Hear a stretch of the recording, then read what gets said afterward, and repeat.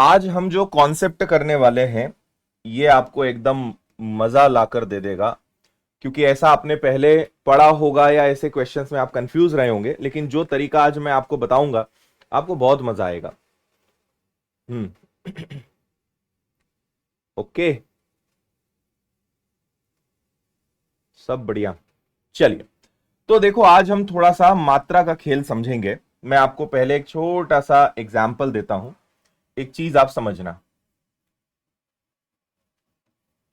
ठीक है, जैसे मैंने कहा कि कोई व्यक्ति जो है वो 500 रुपए में 500 रुपए में लेट से 10 बुक लाया।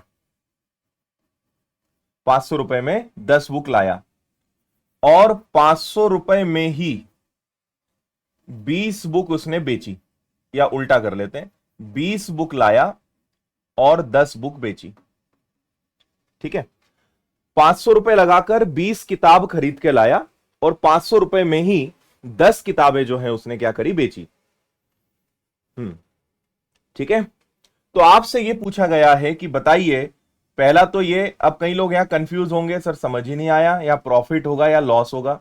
तो आपको यहां पे पूछा गया है कि प्रॉफिट होगा या लॉस होगा, और अगर होगा तो कितने परसेंट का।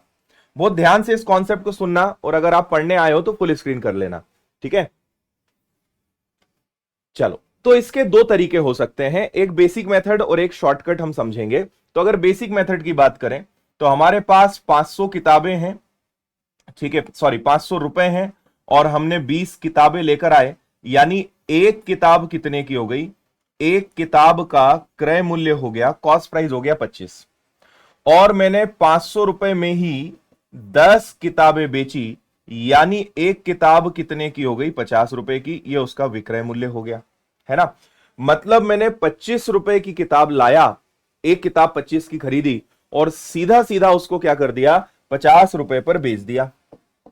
ठीक है, 25 रुपए में लाकर 50 रुपए में बेच दिया, यानी मैंने 25 रुपए कमाए, 25 रुपए का लाभ हुआ, 25 रुपए पर ही मल्टीप्लाई बाय 100, यानी यहां पर मेरा जो मुनाफा है वो कितना परसेंट का रहा, मेरा प्रॉफिट जो है वो शुद्ध एकदम 100% रहा। मैंने डबल पर बेच दी चीज, दुगने पर बेच दिया, डबल पर बेच दी।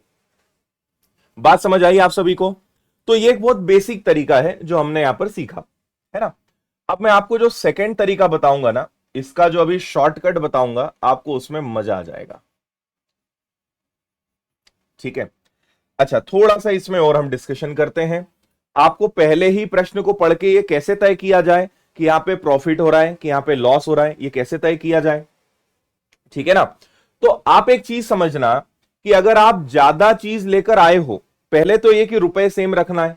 500 रुपए ही थे, बाद में भी 500 थे, अगर रुपए कुछ और होते तो बात और अलग होती, उसको भी आगे हम समझेंगे। अगर सेम रुपए की 500 रुपए लगाए, भाई आप समझो कि आपने 20 किताबें लाकर खरीदी और 500 रुपए का इन्वेस्टमेंट करा, और आपका वही इन्वेस्टमेंट 10 किताबों में ही वसूल हो गया। आपने 10 किताबें बेची और आपका तो 500 वापस आ गया। तो लेकर आए थे 20 किताबें, लगाए थे 500 रुपए, आपने 10 किताबों में ही वो 500 रुपए वापस ले आए, तो आप तो फायदे में हो, क्योंकि अभी 10 किताबें तो और बची हैं। आपने तो 10 किताब बेचकर अपना पैसा वसूल कर लिया, तो अभी तो आपके पास 10 किताबें बची हैं। तो अब एक चीज समझना, हमारे पास हमेशा दो तरीके हैं। हम प्रॉफिट या लॉस का कैलकुलेशन, पहला प्रॉफिट या लॉस का कैलकुलेशन हम क्रय मूल्य पर कर सकते हैं, कॉस्ट प्राइस पर कर सकते हैं, और प्रॉफिट या लॉस का कैलकुलेशन हम मात्रा के आधार पर भी कर सकते हैं, हम क्वांटिटी के बेस पर भी कर सकते हैं। क्या बोला मैंने, आप प्रॉफिट या लॉस का कैलकुलेशन क्रय मूल्य के आधार पर कर सकते हैं, और अभी तक हमने जितनी भी क्लासेस करी हैं प्रॉफिट एंड लॉस की, उसमें हमने यह सीखा है कि क्रय मूल्य हमेशा नीचे रखते हैं, आप हमेशा क्रय मूल्य पर प्रॉफिट कैलकुलेट करते हो। अब मैं आपको सिखा रहा हूं कि आप सिर्फ मात्रा में खेल सकते हो, केवल क्वांटिटी में खेलकर भी आप पता लगा सकते हो कितने का प्रॉफिट हो रहा है, कितने का लॉस।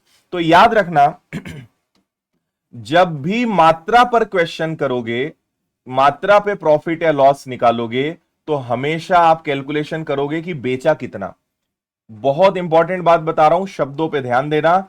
अगर प्रॉफिट एंड लॉस, अब हम अभी क्रय मूल्य की बात नहीं कर रहे, वो तो हमने कर लिया, ये मैंने क्रय मूल्य से किया, यहां प्रॉफिट एंड लॉस का कैलकुलेशन मैंने किस आधार पे किया? क्रय मूल्य पे। अब मैं आपको सिखा रहा हूं कि प्रॉफिट एंड लॉस का कैलकुलेशन सिर्फ मात्रा के आधार पे किया जा सकता है, लेकिन जब भी मात्रा के आधार पे करना है तो आपको हमेशा यह देखना है कि आपने बेचा कितना। मात्रा के केस में आप कैलकुलेशन करेंगे बेचे हुए पर। तो मैं अपने उसी प्रश्न को यहां पे रिपीट कर रहा हूं, ध्यान से देखना। मैंने कहा कि 500 रुपए में आप 20 किताबें खरीद कर लाए और 500 रुपए में ही आपने 10 किताबें बेची। तो यहां पे रुपए सेम है, रुपए को छोड़ो, और रुपए से मैं कर नहीं रहा हूं, मैं प्रश्न को किससे हल करूंगा? मैं प्रश्न को मात्रा से हल करूंगा। तो अगर मैं ज्यादा किताबें लेकर आया और कम किताबों में ही मेरा पैसा वसूल हो गया, तो यहां मुझे दिख रहा है कि भाई अभी तो मेरे पास 10 किताबें बची हैं, मतलब एक बात तय है कि मैं इनको जब भी बेचूंगा प्रॉफिट तो हो जाएगा, यानी प्रॉफिट में आंसर आना है। और फिर मैं कह रहा हूं कि अब मैं मात्रा, ये मात्रा है ना, किताबें यानी मात्रा, क्वांटिटी, मात्रा में जो बेचा वो अपना बेस होगा। तो मैंने बेचा कितना? मैंने बेचा 10 किताबों को। भाई मुझे 10 किताबों का लाभ हो रहा है, ये खरीदा ये बेचा, नीचे बेचा रखेंगे मल्टीप्लाई बाय 100, यानी मुझे कितने प्रतिशत का लाभ हुआ है? मुझे 100% का लाभ हुआ है। ये आपका आंसर आएगा। आपको एक एक चीज की कीमत निकालने की, कैलकुलेट करने की आवश्यकता ही नहीं है, बिना उसके आप कर सकते हो। कुछ समझ में आया क्या?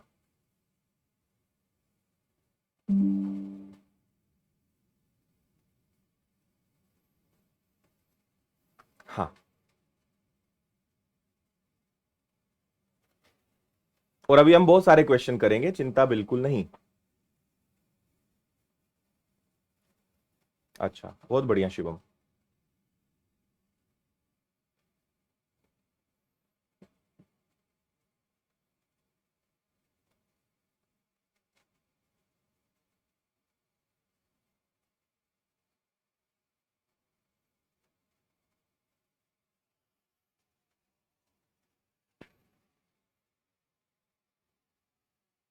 ठीक है, चल अब इसको थोड़ा सा प्रश्नों पे और एग्जीक्यूट करते हैं। आइए, 21 वस्तुओं का क्रय मूल्य 18 वस्तुओं के विक्रय मूल्य के बराबर है। देखो, इसका इनका कहना यह है कि आपने जितने भी रुपए लगाए होंगे उसमें आप लेकर कितनी चीजें आए, कितनी वस्तुएं आए? 21। ये मात्रा है, ये ध्यान रखना, दिस इज क्वांटिटी। और आपने उतने ही रुपए में 18 वस्तुओं को क्या करा है? 18 वस्तुओं के विक्रय मूल्य के बराबर आपने बेचा है। यानी आप लेकर आए थे 21 वस्तुएं, लेकिन आपने वही पैसा 18 वस्तुओं में वसूल कर लिया। चीजें 21 थी, 18 में ही पैसा वसूल कर लिया, यानी आपने प्रॉफिट कमाया ना। आपके पास 3 चीजें तो अभी बच गई,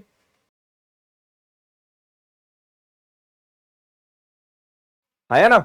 आपके पास 3 चीजें बच गई, और रुपए सेम होना जरूरी है। आगे मैं आपको यह भी सिखाऊंगा कि अगर रुपए अलग अलग हो तो क्या करें, वो आगे समझेंगे।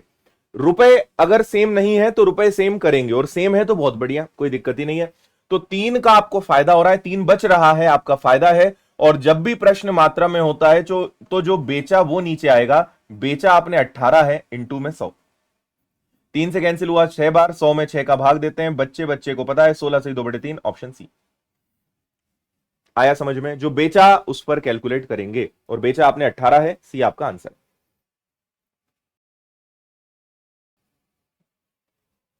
और लाभ तो है ही, क्योंकि आपके पास चीजें बच रही है। अगर लाए कम और ज्यादा बेच दी तो नुकसान है, और बच गई चीजें तो फायदा, और ज्यादा बेच दी तो नुकसान, ऐसा उल्टा चलेगा यहां पर।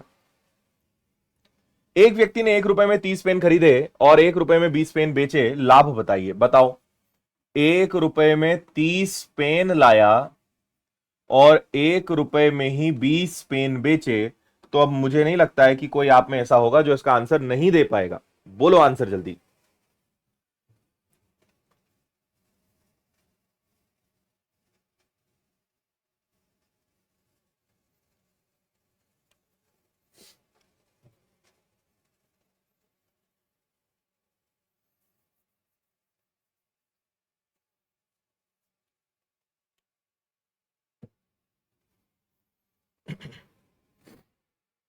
हाँ, हो गया। देखो, आपने रुपए सेम है, छोड़ो, 30 लाए, 20 बेच दी, पैसा वसूल हो गया, 10 अभी बचा है। मात्रा में हमेशा जो बेचा वो नीचे रखते हैं, मल्टीप्लाई बाय 100, यानी आपको 50% का प्रॉफिट हुआ, 50% का लाभ हुआ। सभी का आंसर आया या नहीं आया? 50% का प्रॉफिट, वेरी गुड। आगे चलो।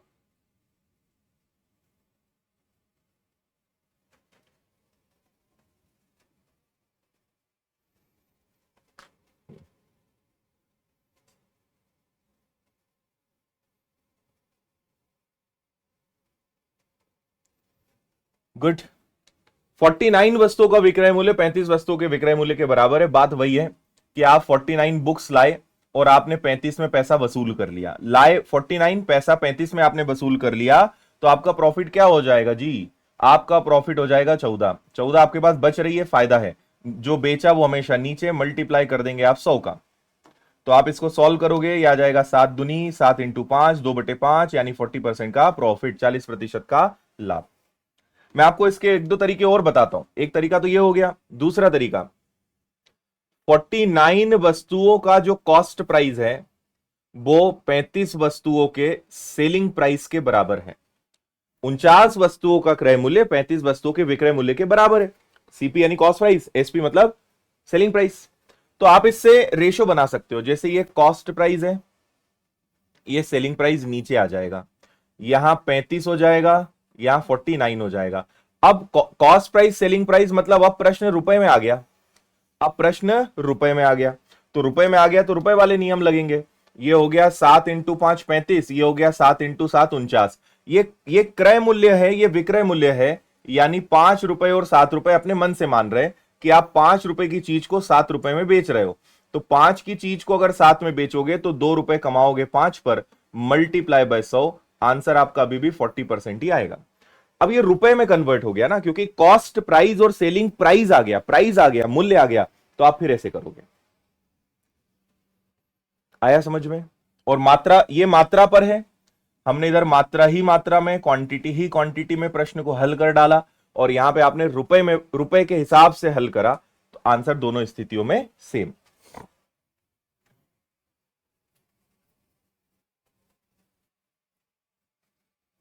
बताते जाओ जल्दी जल्दी।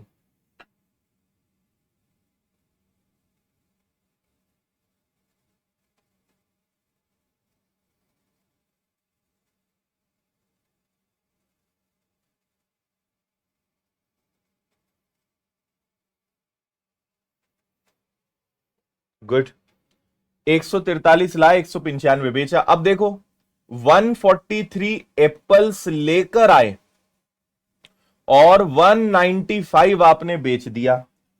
143 लेकर आए और 195 बेच दिया। कहां से बेच दिया? तुमने अपनी जेब से मिलाया। इस केस में लॉस हो रहा है भाई। जितने रुपए लगाए थे उतने रुपए तुम्हारे 195 में वसूल हुए, यहां नुकसान हो गया। अगर ज्यादा बेच दोगे तो घाटा हो जाएगा ना। जब लाए ही तुम 143 हो तो 195 कहां से बेच दिया? कम बेचोगे तो फायदा होगा, तुमने तो ज्यादा बेच दिया। चीज इतनी है ही नहीं। तुम्हारे पास 5 चॉकलेट है, तुमने 8 बांट दी। कैसे बांट दी? तो कहीं ना कहीं से लाए होंगे, तो ये तो घाटा हो गया ना, लॉस हो गया। बात समझ आई? ये नुकसान है। दोनों में डिफरेंस लो तो आपको कितने का नुकसान हो रहा है, कितनी ओवर बेचनी पड़ी, क्योंकि ज्यादा बेची तो वो पैसा वसूल हुआ, यानी घाटा हो गया। तो ये 2 आ गया और 5 आ गया, और जो बेचा वो हमेशा नीचे आएगा। 195 मल्टीप्लाई बाय 100। समझ में आई बात? तो 13 इंटू 4 52, 13 एकम 13, 13 पंजे 65। ठीक है। फिर ये आ जाएगा आपका 400 और नीचे आ जाएगा आपके पास 15। फिर इसको सॉल्व करोगे तो 5 से कैंसिल हो जाएगा 80, 5 से कैंसिल हो जाएगा 3। फिर 3 से भाग दोगे तो 3 दूनी 6, बचेगा 2 जीरो, 3 इंटू 6 18 और 2/3। तो 26 2/3, ऑप्शन सी। 26 सही 2/3।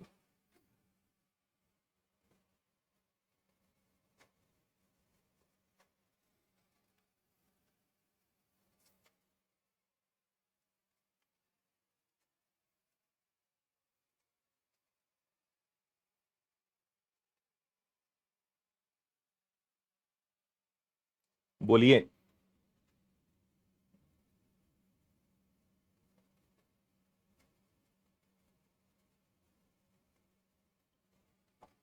आया समझ में? चलिए और आगे चलो। एक दुकानदार, अब देखो अभी तक मैंने आपसे क्या कहा था कि रुपए सेम है, फिर मैंने कहा था कि रुपए अलग अलग भी होंगे। अब रुपए अलग अलग हो गए। एक दुकानदार 9 टॉफी 8 रुपए में खरीदता है। देखो 8 रुपए में 9 टॉफी खरीदता है और 8 टॉफी 9 रुपए में बेचता है। अभी तक क्या कर रहे थे आप, रुपए को छोड़ देते थे। क्यों? क्योंकि रुपए सेम होता था, सेम नहीं है। तो क्या करना है, सुनो ध्यान से। 8 रुपए की 9 टॉफी, 9 रुपए की 8 टॉफी। तो हम रुपए को, भाई या तो आप प्रश्न रुपए से हल कर लो या मात्रा से हल कर लो। रुपए से हल करना है तो एक की क्वांटिटी निकालनी पड़ेगी। अब कैसे निकालोगे? 8 रुपए की 9 टॉफी तो एक निकालना बड़ा मुश्किल हो जाएगा, तो यहां भी दिक्कत है। तो इसका आपको पहले लॉन्ग मेथड बता रहा हूं, फिर शॉर्ट मेथड बता रहा हूं। रुपए सेम करो, इसको 9 से मल्टीप्लाई करो ताकि 9 इंटू 8 72 हो जाए।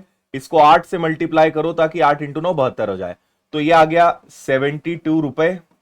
तो ये आ गया 9 और 9 81। ये आ गया 8 इंटू 9 72 रुपए। तो ये आ गया 8 इंटू 8 64। बात समझ में आई? अब रुपए बराबर है।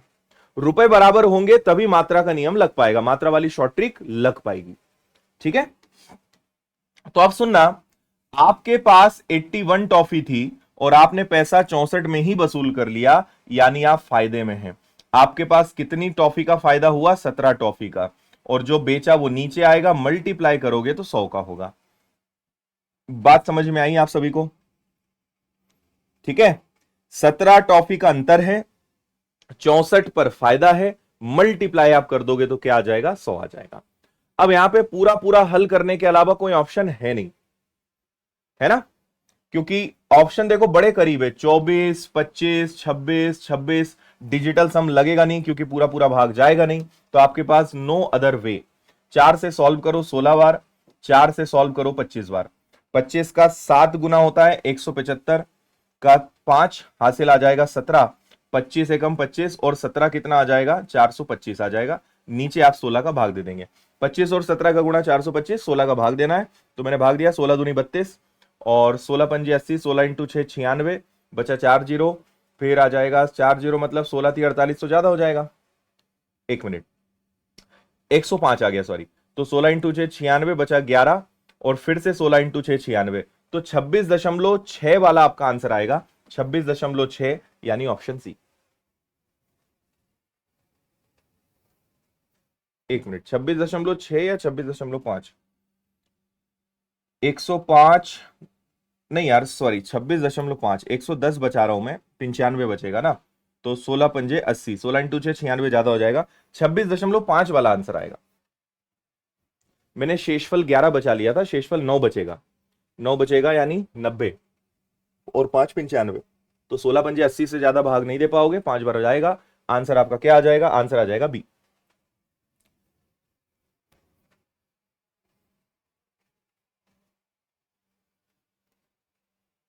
ठीक है, डन है।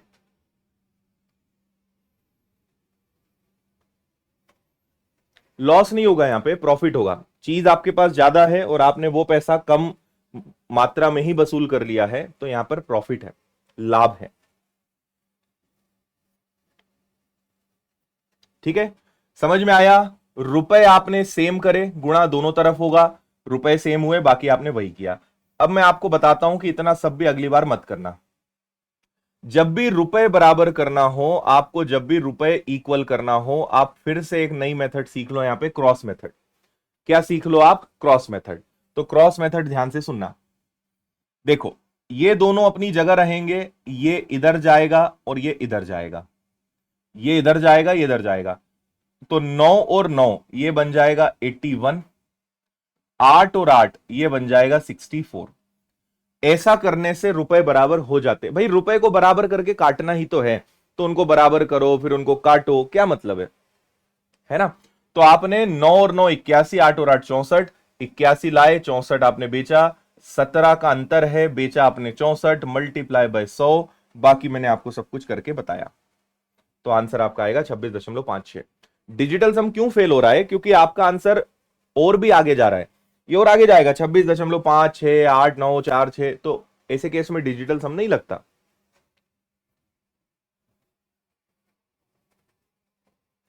हाँ, प्रॉफिट एंड लॉस में, सब में, दोनों केस में आपका प्रोसेस सेम रहेगा।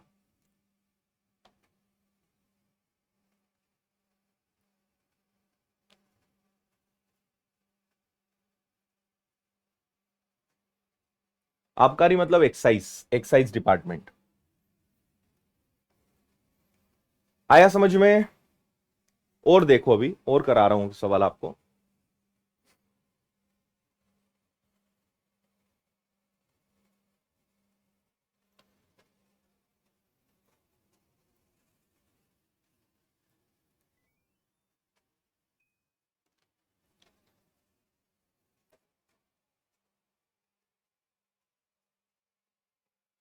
बड़ा देखो, 25 रुपए में 5 चॉकलेट, 25 रुपए लाए और कितनी चॉकलेट? 5, ये लेकर आए। और 55 रुपए में आपने कितनी चॉकलेट बेची? 10 रुपए। बराबर करना है, क्रॉस मेथड लगाओ। ये इधर, ये नहीं हिलेंगे कभी भी, यही आएंगे, तो इसको इधर आना पड़ेगा। 55 का 5 में गुणा करोगे तो 25 25 यानी 275। 25 का 10 में गुणा करोगे यानी 250। ज्यादा लाए कम बेचा, फायदा है। और ऐसे करने में रुपए बराबर हो गए, रुपए बराबर करने की जरूरत ही नहीं है। तो आपने 25 चीजें बचा ली हैं, मतलब आप फायदे में हो। बेचा हमेशा नीचे, मल्टीप्लाई बाय 100, यानी आपको 10% का फायदा हो रहा है। 10% प्रॉफिट, आंसर।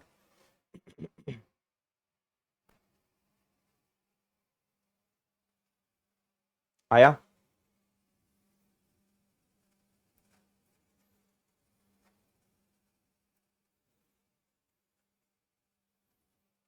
Very good.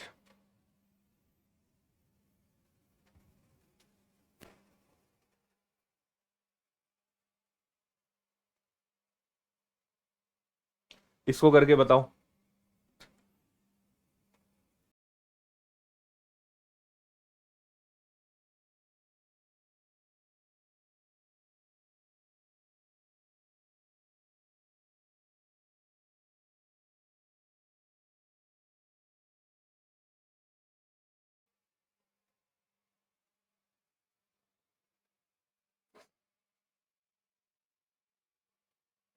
दस रुपए में 10 की दर से 15, यानी 15 रुपए की दर से 10 टॉफी लाए और 40 रुपए में 16 की दर से बेचा, है ना भाई? क्रॉस मेथड लगा दो। ये इधर जाएगा तो 400 बन जाएगा, ये इधर जाएगा तो 15 16 यानी 240 बन जाएगा। 15 गुणा 16। लाए थे 400, 240 में आपने पैसा वसूल कर लिया, यानी आपके पास अभी भी 160 बच गया है। जो बेचा वो नीचे, तो बेचा 240 है। मल्टीप्लाई बाय 100, गुणा कर देंगे 100 का। तो ये हो गया 8 दूनी 16, 8 तिया 24, और 2/3 का मतलब बच्चा बच्चा जानता है 66.6666 अनंत तक, यानी ऑप्शन डी। आप देखो कितना फास्ट हो सकता है।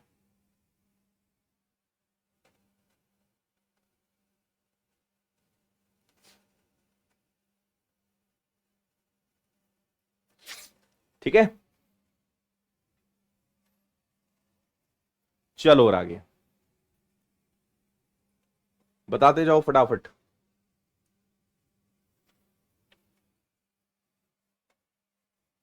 90 रुपए में 18 संतरे खरीदे, 90 रुपए में 18 संतरे खरीदे और 15 संतरे 105 में बेचे। 105 रुपए में 15 संतरे बेचे। चलो लगाओ क्रॉस मेथड। तो 15 × 9 कितना होता है? 135। और 105 में 18 का गुणा करो तो ये आ जाएगा आपका 1890। आया ना?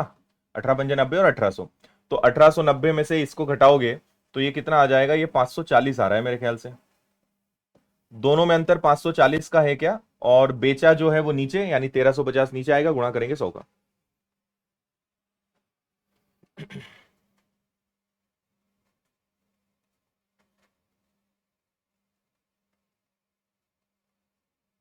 Very good.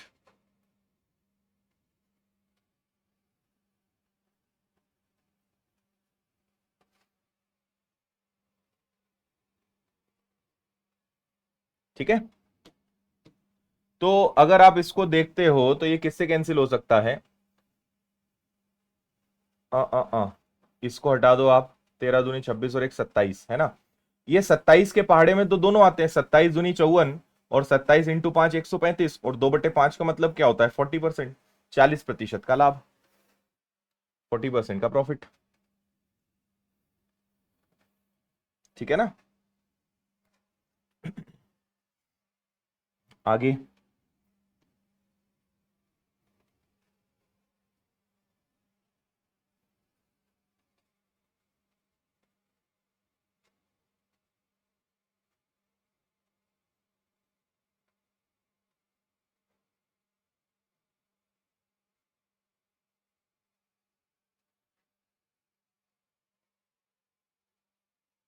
40 रुपए में 15 कैंडी खरीदी, 40 रुपए में 15 कैंडी खरीदी और 50 रुपए में 30 बेची, है ना भाई।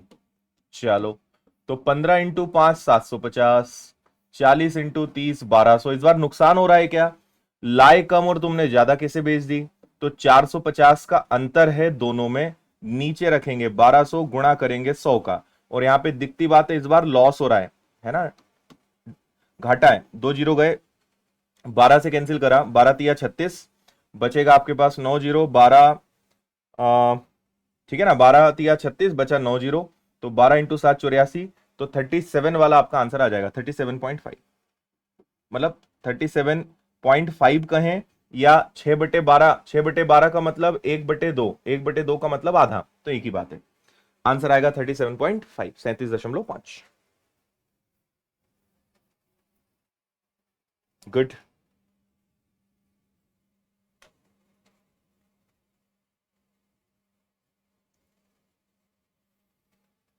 चलें आगे।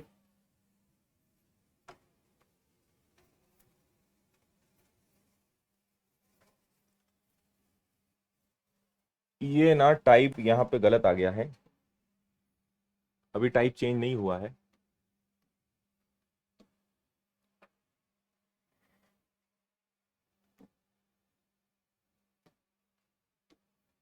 हाँ जी, 10 रुपए में 11, 11 रुपए में 10, ये रुपए हैं, 10 रुपए में 11, 11 रुपए में 10, तो ये हो गया 11 11 121, 10 और 10 हो गया आपका 100, 21 का फायदा, बेचा 100 को, मल्टीप्लाई बाय 100, 21% का प्रॉफिट, 21% का प्रॉफिट।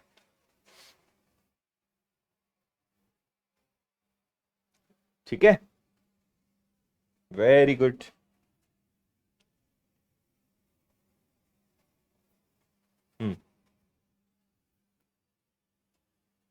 हाँ 3/8 होता है, और आप उनको काटना सुधीर, वो 3/8 में ही आएंगे। 10 के 6, 6 के 4, 10 रुपए में 6 केले खरीदे और 6 रुपए में 4 बेचे। अब तुम पक्के हो गए हो, और मेरे ख्याल से ये लास्ट सवाल है, तो ये आ जाएगा 6 और 6 36, ये आ जाएगा 10 × 4 40, कम लाए ज्यादा बेचे घाटा, लॉस 4 का 40 पर 10% का लॉस, 4/40 गुणा 100, 10%।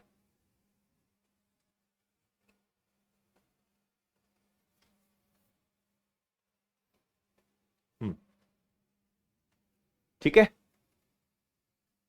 आज बहुत तेजी से कमेंट चल रहे हैं, सही बात है अंजलि, सबके आंसर आ रहे हैं आज, है ना।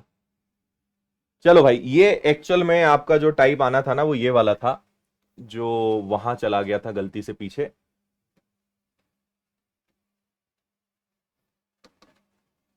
इसको आप लोग लिख लेना टाइप 17।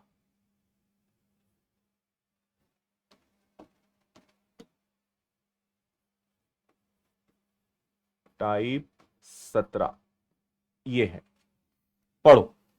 अब हम क्या कर रहे हैं इस प्रश्न में, दो अलग अलग दुकानों से चीजें खरीद कर लाएंगे, पहले उनको कंबाइंड करेंगे, इकट्ठा करेंगे, फिर बेचेंगे, है ना। तो आप याद रखना, ऐसे क्वेश्चंस की ट्रिक होती है, हमेशा मात्रा समान करते हैं in the very first step. मात्रा समान करना है, आपको क्वांटिटी सेम करना है। आपने प्रश्न पढ़ लिया होगा, 100 रुपए में आपने एक दुकान से 11 चीजें लाए और एक दुकान से आपने 100 रुपए में 9 चीजें लाए, है ना। दोनों को मिलाया और मिला के 100 रुपए में 10 की दर से बेचा। मेरी बात बहुत ध्यान से सुनना। हाँ, आप क्या करोगे, अभी दो दुकानें, हो सकता है आगे 3 दुकान भी आ जाए, 4 दुकान भी आ जाए, आप एक ही चीज, जैसे नहीं होता है कई बार हम सब्जी लेने जाते हैं, तो एक जगह सब्जी लेने गए तो वहां पूछा, उसने कहा 10 रुपए के 3 नींबू, आगे गए तो उसने कहा 10 रुपए के 4 नींबू। अब आपने पहले दुकान से खरीद लिए थे 10 रुपए के 3, पर आगे गए और 10 रुपए के 4 मिल रहे हैं, तो आपने सोचा चलो यहां और सस्ते हैं, ले ही लेते हैं। पर आपने एक जगह 10 के 3 खरीदे, एक जगह 10 के 4 खरीदे, तो आपको पड़ा कितने में। तो ऐसे केस में हम सबसे पहले क्या करते हैं कि जब आप एक ही चीज को दो अलग अलग दुकानों से खरीदते हो, दो अलग अलग जगहों से खरीदते हो, दो अलग अलग रेट पर खरीदते हो, तो पहले उसकी मात्रा समान करते हैं, उनको मिला। ऐसे नहीं कर देंगे हम कि यहां पे भाई 200 रुपए हो गए और यहां पे 20 हो गए, ऐसे नहीं करना, ये गलत हो जाएगा। ठीक है, आपको हमेशा क्या करना है, आपको हमेशा उनकी मात्रा समान करना है उनको मिलाने के पहले। फिर जो बेचेंगे सो बेचेंगे, वो बात की बात है, पहले उनकी मात्रा सेम करिए। तो ये 11 है, ये 9 है, तो इसको 9 से गुणा करो, इसको 11 से गुणा करो और इनको सॉल्व करो। तो ये क्या बनेगा, ये बनेगा 900 रुपए, और ये क्या बनेगा 99, ये क्या बनेगा 1100 रुपए, और ये क्या हो जाएगा 99। अब दोनों को जोड़ दो, तो ये कितना हो गया, ये हो गया आपका 2000 रुपए। 99 और 99 कितना हो गया 198। ये आपका फाइनल कंक्लूजन है भाई, कि वो दोनों किस भाव में पड़े आपको, तो वो पड़े 2000 के 198। बात समझ में आई, आपको किस भाव में पड़े 2000 के 198, नींबू या फल या जो भी बोल रहे हैं। अब देखो इसके आगे, अब वो क्या बोल रहे हैं कि ठीक है तुमने मिला लिया, ये मामला तुम्हारा सेट हो गया, अब आगे चल। तो ये तुमने खरीदा, खरीदने वाला रेट आ गया कि हमने इस हिसाब से खरीदा। अब देखो 2000 के 198 के भाव से खरीदा और 100 रुपए के 10 के भाव से बेचा, 100 रुपए के 10 के भाव से बेचा। 100 रुपए में 2000 में 198 के भाव से खरीदा और 100 रुपए में 10 के भाव से बेचा। ये बेचा है, ये खरीदा है। अब ये प्रश्न वो हो गया जो हम पहले कर रहे थे, ये आपके लिए एक नया काम आ गया। ये वही है जो पहले करा है ना, मतलब हम इसके पहले जो सवाल थे वो यही तो कर रहे थे, 10 में इतना खरीदा, 6 में इतना बेचा। तो 2000 में 198 खरीदा और 100 में आपने कितना बेचा, 10 बेचा। अब आप इसमें क्रॉस मेथड लगाओ, अब अपनी पुरानी टेक्निक लगाओ। तो ये इधर जाएगा, ये इधर जाएगा, इन दोनों को जब गुणा होगा तो ये आएगा 19,800, इन दोनों को जब गुणा होगा तो ये आएगा आपका 20,000। तो 19,800 लाकर 20,000 चीजें बेची, यानी आपको सीधा सीधा यहां पे लॉस दिख रहा है। ज्यादा लाके कम, मतलब कम लाके ज्यादा बेचोगे तो वो हमेशा घाटा ही होगा, वो हमेशा लॉस ही होगा, है ना। तो आप यहां पे देखिए, आप चाहें तो दो दो जीरो कट भी कर सकते हो, 2 जीरो हटा दो, कोई दिक्कत नहीं है।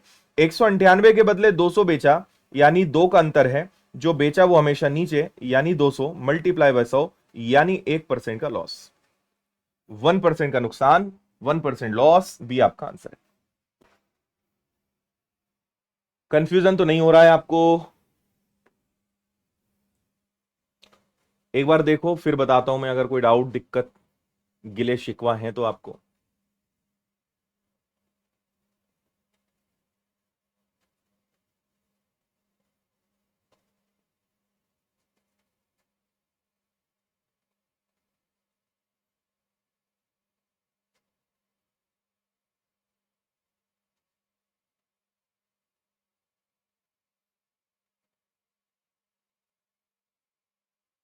ठीक है,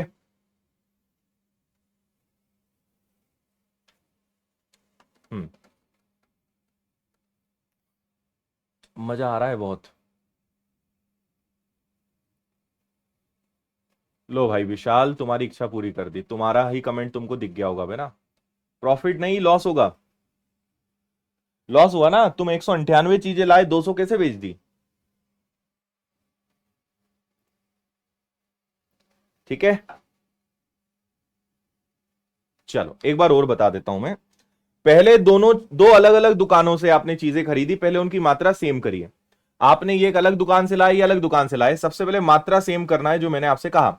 मात्रा सेम करी, 9 का गुणा 11 का गुणा 9 का गुणा 11 गुणा 900 1100 2000। 2000 में आप 198 चीजें लाए, लेकिन बेची 100 के भाव में, 100 रुपए में 10 के भाव से। 19,800 20,000, 2 जीरो से आपके 2 जीरो गए, तो 198 चीजें लाए, बेच तुमने 200 दी, तो 2 अपनी जेब से मिलाई।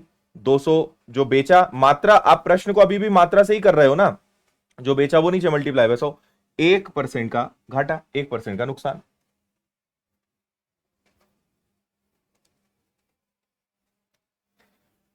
ठीक,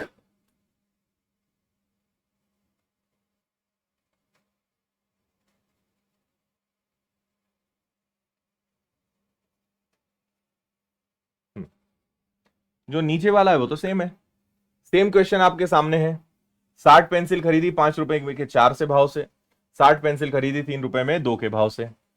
तो उसने पहले ही बोल दिया कि मात्रा सेम है। अगर प्रश्न में मात्रा सेम बोल दें तब भी ठीक, ना बोल दें तब भी ठीक। क्वांटिटी तो आपको हर हाल में सेम करना ही पड़ेगा। देखो अब हम थोड़ा अगर दिमाग लगाएं, आपको पता है कि क्वांटिटी आपको सेम करना पड़ेगी, मात्रा आपको बराबर करना पड़ेगी, है ना। तो 5 रुपए में तुम 4 लाए और 3 रुपए में तुमने 2 बेची। देखो ये 4 है, अगर इसको 4 बनाऊं तो दोनों को डबल कर दूं क्या? 3 का डबल 6, तो 2 का डबल 4, दोनों की मात्रा सेम हो गई, यानी दोनों मुझे 11 रुपए के 8 के भाव में पड़े।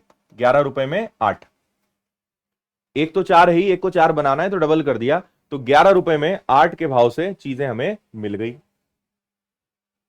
हां कि ना? है ना। 11 रुपए में 8 के हिसाब से आपको चीज पड़ी, 11 में 8 की चीज पड़ी, जबकि आपने बेचा 4 रुपए में 3 के भाव से। आपने सबको मिलाकर 4 रुपए में 3 के भाव से बेचा, तो क्रॉस मल्टीप्लाई, 8 इंटू 4 हो गया 32, 11 इंटू 3 हो गया 33, एक आपकी जेब से फिर गया, यानी नुकसान। लाई कम ज्यादा बेच रहे हो, घाटा होगा, तो आपको एक का नुकसान हो गया है 33 पर, तो 33 का भाग दोगे, 33 तिया 99, बचेगा 1/33, इतने का आपको घाटा, इतने का आपको लॉस। 3 सही 1/33 का नुकसान, 3 1/33 का लॉस। अच्छा सचिन, बहुत सारी शुभकामनाएं, हैप्पी बर्थडे भाई आपको, खुश रहो एकदम मस्त।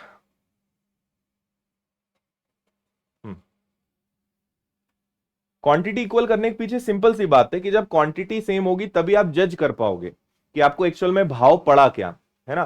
भाई आप यहाँ पे 4 लाए 5 रुपए के, यहाँ 4 लाए 6 रुपए के, तो आपको जज करना वहां पे इजी रहेगा। या तो क्वांटिटी सेम कर लो या रुपए सेम कर लो, कुछ भी एक सेम होना चाहिए, तब आप किसी चीज को जज कर पाओगे कि आपको वो पड़ा कितने में है।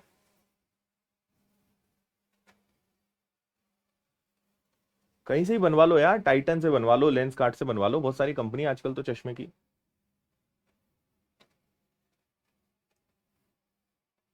60 का कोई मतलब नहीं है, क्योंकि 60 दें या ना दें, हमें तो पता है कि मात्रा सेम करनी है, और वो 60 देकर यही बोल रहे थे कि मात्रा सेम है, तो वो तो हमें पहले ही पता है, तुम क्या बताओगे। 1 रुपए में 5, 1 रुपए में 5 की दर से नींबू खरीदे, दूसरे प्रकार के इतने ही नींबू 1 रुपए की दर से 8। और अगर आप प्रश्नों की भाषा पे ध्यान दोगे ना, तो वो भी बोलते हैं दूसरे प्रकार के इतने ही नींबू। इतने ही नींबू मतलब जितने पहले खरीदे खरीदे होंगे उतने ही, मात्रा सेम, क्वांटिटी सेम। ठीक है,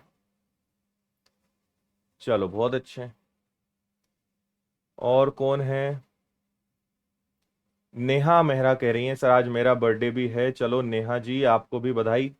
हाँ, अरे आज तो गांधी जी का भी बर्थडे है ना।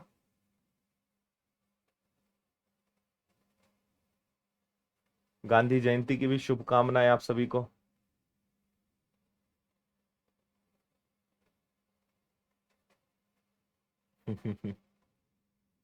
दुर्गेश भाई कह रहे हैं सर आप पहले इस गोले पर नहीं थे क्या? दुर्गेश कहाँ थे हम? और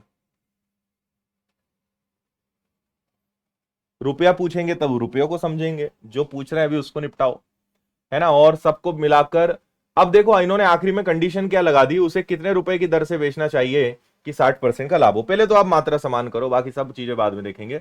इसको 8 से गुणा करो, इसको 5 से गुणा करो, ये बनेगा 8 एकम 8, 5 एकम 5 यानी 13। डायरेक्ट लिख दूं, 8 एकम 5 एकम 8 और 5 13, 8 पंजे 40, 8 पंजे 40, 40 और 40 80, तो आपको 13 रुपए के 80 के भाव से पड़े, 13 रुपए के 80 के भाव से पड़े। डायरेक्ट लिख दिया, किसी को कोई तकलीफ?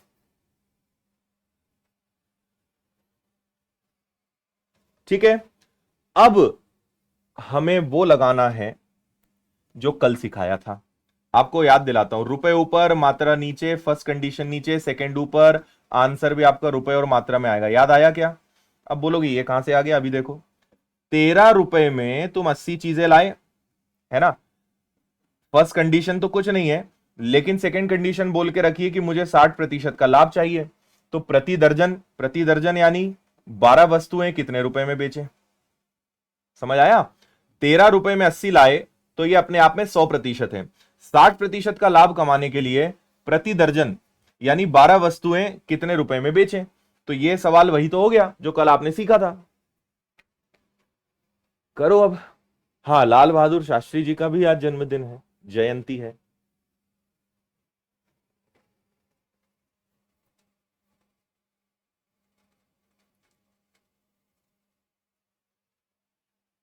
हो गया। चलिए, तो आपने कहा कि सर 8 दूनी 16, ठीक है, और 13 और 12 का गुणा करोगे तो 156, है ना। 13 और 12 156, 156 का दुगना 312, और 312 में 100 का भाग दोगे तो 3.12, आंसर आ गया 3.12, 3.12।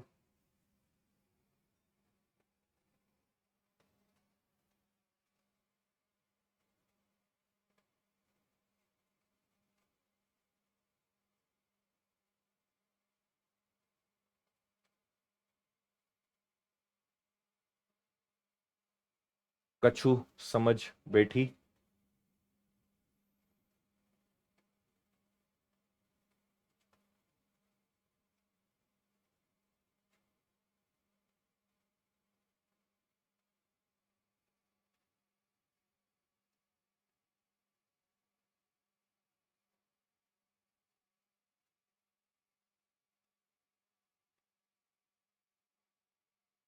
ठीक है भाई, चलिए, बेसिक कल बता चुका हूं इस टेक्निक का, है ना। अब फिर टाइप चेंज है, फिर प्रश्न की भाषा को बहुत अच्छे से सुनना समझना है।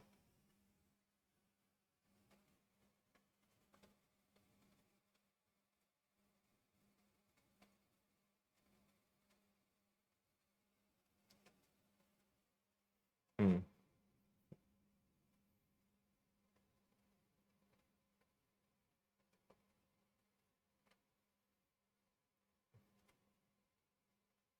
यस।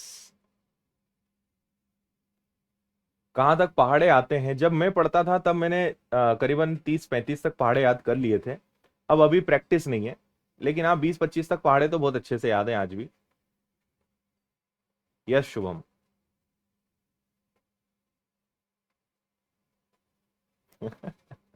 राजकुमार, राजकिशोर कह रहे हैं कि सर आज मेरा बर्थडे है तो क्या मेरी भी जयंती मानी जाएगी। ऐसा मत ऊपर वाले से काम ना करो, है ना। जयंती उनकी होती है जो चले जाते हैं। तुम्हारा जन्म दिवस है, तुम्हारी जयंती नहीं है। हाँ, ऑनलाइन ऑफलाइन में कोई डिफरेंस नहीं है।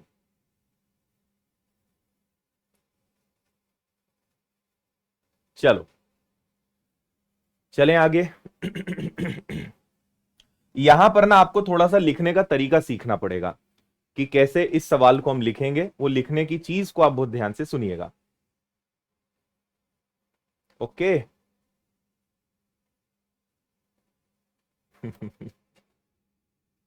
देखो, 36 मोबाइल बेचने पर, तो अगर 36 बेचे हैं तो आप इसको क्या कहोगे कि 36 खरीदे भी होंगे। सबसे पहले आपको ऐसे लिखना सीखना है। आपसे कहेंगे 36 मोबाइल बेचने पर प्रॉफिट हुआ, लॉस हुआ, सेलिंग प्राइस के बराबर, कॉस्ट प्राइस के बराबर, कुछ भी हो सकता है। तो पहले एक बात ध्यान से सुनना, जब भी कहें कि 36 मोबाइल बेचे तो लिखो 36 खरीदे भी होंगे। एसपी मतलब सेलिंग प्राइस, सीपी मतलब कॉस्ट प्राइस। अब देखो, अगर इसके बाद क्या कहा है कि 4 मोबाइल के विक्रय मूल्य के बराबर हानि हुई, हानि हुई तो माइनस लगा दो। 4 मोबाइल बोला है तो 4 लिख दो, विक्रय मूल्य बोला है तो विक्रय मूल्य लिख दो। लाभ बोलते तो प्लस, जो करना है हमेशा इधर ही करते हैं, इधर कुछ नहीं करते, जो करना है इधर। लाभ हुआ है तो प्लस, हानि हुई है तो माइनस। विक्रय मूल्य बोला है तो विक्रय मूल्य, क्रय मूल्य बोलते तो सीपी लिख देते हैं। बस ये लिखना तरीका अच्छे से सीख लो, अभी और आपको आगे समझ में आएगा। इससे कभी आपको कंफ्यूजन नहीं होगा, ठीक है। अब 36 बेचे तो 36 खरीदे होंगे, हानि हुई 4 की विक्रय मूल्य की, ये विक्रय मूल्य इधर आके प्लस हो जाएगा, तो ये हो जाएगा 40।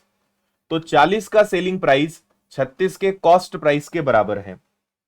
ये सवाल ठीक वैसा ही है कि आप लाए थे 36 चीजें लेकिन आपने बेच दी 40। भाई 36 लाए थे, बेची 40, तो आपको 4 का तो नुकसान हो गया ना भाई। बेचा आपने 40 मल्टीप्लाई बाय 100, यानी आपको कितने का लॉस हुआ है, आपको 10% का लॉस हुआ है, 10% का लॉस। समझ आया।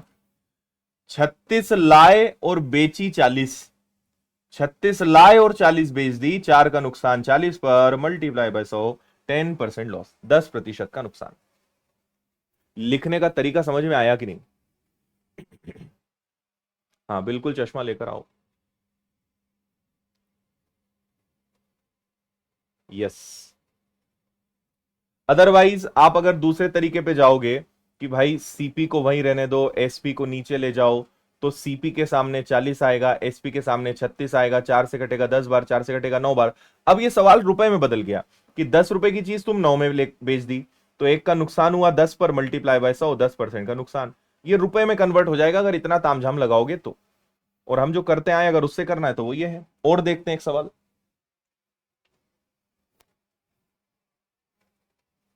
क्वेश्चन में लाभ हानि ना बताया हो तब क्या करेंगे? तब हमें अपना खुद का दिमाग लगाना है।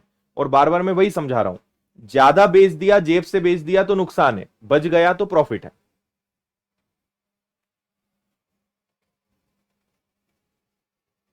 अच्छा शिखा।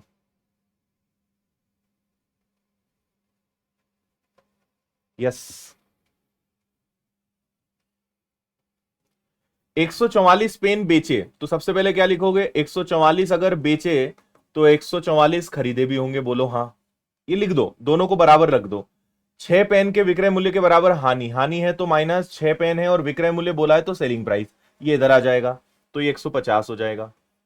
तो 150 बेचे जबकि लाए 144 थे, तो 144 लाए, 150 बेच दिए भैया, 6 का नुकसान। नीचे हमेशा जो बेचा वो रखेंगे, मल्टीप्लाई बाय 100। ठीक है। 6 से कटेगा 25 बार और 25 से कटेगा 4 बार, 4% का लॉस, 4% की हानि।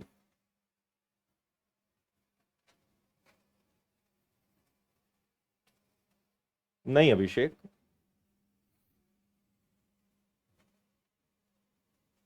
बोलो।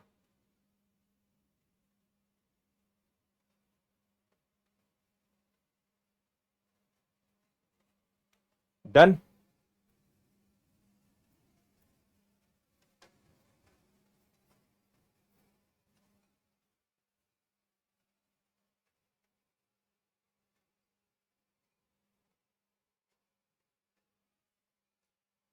चौदह नोटबुक बेचे, 9 के विक्रय मूल्य के बराबर लाभ हुआ, प्रतिशत नोटबुक, ठीक, सब कुछ वही की वही बात है। देखो 14 नोटबुक बेचे, तो बेचे मतलब 14 का सेलिंग प्राइस है, 14 बेचे तो 14 खरीदे भी होंगे, सबसे पहले ये लिखने की आदत बनानी है। लाभ हुआ है तो प्लस 9 के बराबर और विक्रय मूल्य के बराबर, तो विक्रय मूल्य, क्रय मूल्य बोलेंगे तो सीपी लिखेंगे जब भी बोलेंगे। अब ये इधर आके माइनस होगा, इधर आके घटेगा, तो ये बचेगा 5 का सेलिंग प्राइस और यहां बचेगा 14। अब देखो लाए 14 बेचे 5, यानी 9 का फायदा है। अब फायदा है ना, ज्यादा लाए थे और आपने कम में वो पैसा वसूल कर लिया, यानी ये आपका प्रॉफिट है, दिस इज योर प्रॉफिट। तो 9 का प्रॉफिट है, लेकिन मात्रा में जो बेचा वो नीचे रखेंगे, सेलिंग इधर है, बेचा इधर है, 5 इधर है, मल्टीप्लाई बाय 100, 5 से कटेगा 20 बार, 9 दूनी 18, 180%, ऑप्शन ए, 180, ऑप्शन ए। अरे सीएचएसएल का सवाल है यार, क्या सरल है इसमें? हाँ, सरल मेथड है, प्रश्न सरल नहीं है। नहीं अभिषेक, नहीं सुनते भाई हम। डन। चलो आगे चलें। देखो भाई कौन है, प्रदीप रायकवार ने देखो कितनी मेहनत करी है, देख रहे हो आप प्रदीप को? पता नहीं क्यों इतना थैंक यू टाइप करा है भाई। खुश रहो भाई प्रदीप, इतनी मेहनत मत करा करो कमेंट में।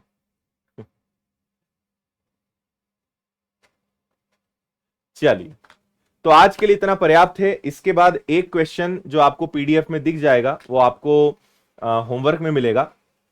कल हम आगे चलेंगे और कल और अच्छी अच्छी चीजों को, अच्छी अच्छी टेक्निक्स को सीखेंगे, है ना? तो पीडीएफ में होमवर्क वाला क्वेश्चन मिलेगा, उसको देख लेना आप। कृष्ण कुमार कह रहे हैं सर आप ऐसे पढ़ाओ, पढ़ाए आप ऐसे पढ़ाएगा तो मैं टॉप कर जाएगा। ठीक है भाई, टॉप कर जा दो, है ना? चलिए बहुत बहुत धन्यवाद, जय हिंद। आज रात 8 बजे भी कुछ स्पेशल होगा तो आप उसमें भी पधारिएगा, है ना? और अभी 11 बजे ट्रिग्नोमेट्री की क्लास में मिलते हैं। तब तक के लिए खुश रहिए, मस्त रहिए, मुस्कुराते रहिए। बहुत बहुत धन्यवाद।